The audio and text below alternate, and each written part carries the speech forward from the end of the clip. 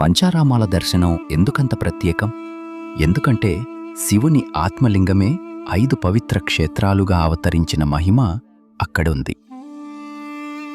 పూర్వం తారకాసురుడు ఘోర తపస్సు చేసి పరమశివుని ప్రసన్నం చేసుకున్నాడు. తన తపస్సు ఫలంగా శివుని ఆత్మలింగాన్ని సంపాదించాడు.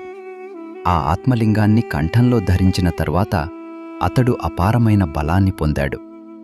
ఆ వరప్రభావంతో దేవతలను, ఋషులను, లోకాలను బాధించటం మొదలుపెట్టాడు. అతని అహంకారం రోజురోజుకు పెరిగింది. దేవతలు ఎంత ప్రయత్నించినా అతడిని జయించలేకపోయారు. అప్పుడు శివపార్వతుల కుమారుడైన కుమారస్వామియే తారకాసురుని సంహరించగలడని తెలిసింది. కుమారస్వామి యుద్ధరంగంలో తారకాసురుని ఎదుర్కొన్నాడు. ఘోర యుద్ధం జరిగింది. కాని తారకాసురుడు పడిపోలేదు. ఎందుకంటే అతని కంఠంలో ఉన్న ఆత్మలింగమే అతనికి రక్షణగా నిలిచింది. అప్పుడు ఆ రహస్యం తెలిసిన కుమారస్వామి ముందుగా ఆ ఆత్మలింగాన్నే ఛేదించాలనుకున్నాడు. అగ్నేయాస్త్రాన్ని ప్రయోగించి తారకాసురుని కంఠంలోని ఆత్మలింగాన్ని పగలగొట్టాడు. వెంటనే ఆ లింగం 5 భాగాలై భూమిపై 5 ప్రదేశాల్లో పడ్డది. ఆ తరువాత తారకాసురుడు సంహరించబడ్డాడు.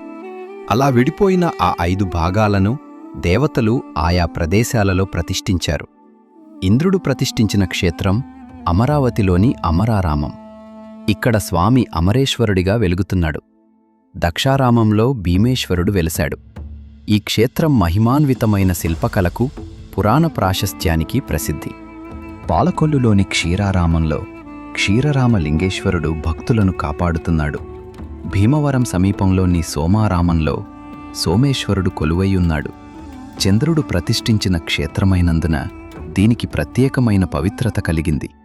సామర్లకోటలోని కుమారారామంలో కుమారస్వామి ప్రతిష్ఠించిన శివలింగం పూజలు అందుకుంటోంది. ఇలా తారకాసురుని కంఠంలోని ఒకే ఆత్మలింగం 5 భాగాలై భూమిపై 5 పవిత్ర శైవక్షేత్రాలుగా వెలిగింది. అందుకే పంచారామ యాత్ర అనేది కేవలం దేవాలయ దర్శనం కాదు. అది శివుని ఒకే దివ్యశక్తి 5 రూపాలలో ప్రత్యక్షమైన మహిమను స్మరించుకోవడం. ఓం నమః శివాయ.